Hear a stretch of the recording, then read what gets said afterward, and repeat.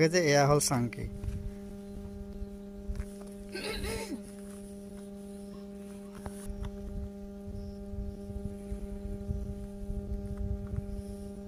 কিমান ক্লিন চাংকিখন।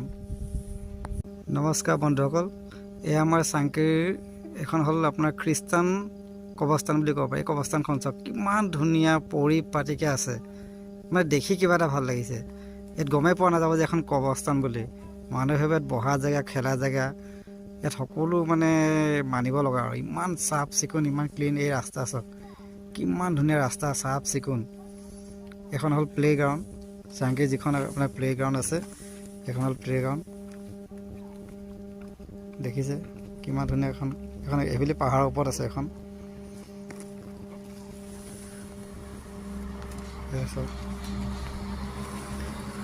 ইমান ধুনীয়া পৰিপাটি এখন মানে শ্মশান পাবলৈ আজিকালি দেখিবলৈ আচৰিত লাগিব। আমাৰবোৰ চাওকচোন আমাৰ ৰাইজ।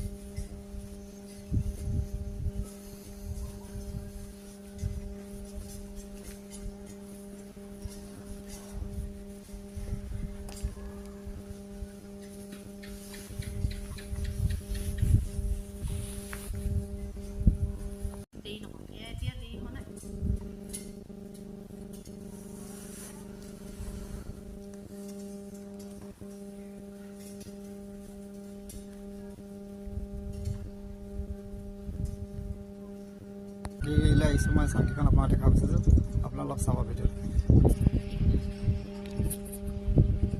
এয়া আমি নাগালেণ্ড এতিয়া চাংকিৰ মাজত যিটো আপোনাৰ ওখ টাৱাৰ আছে, এই টাৱাৰত উঠি পেলাই মই এই ভিডিঅ'টো কৰিছোঁ।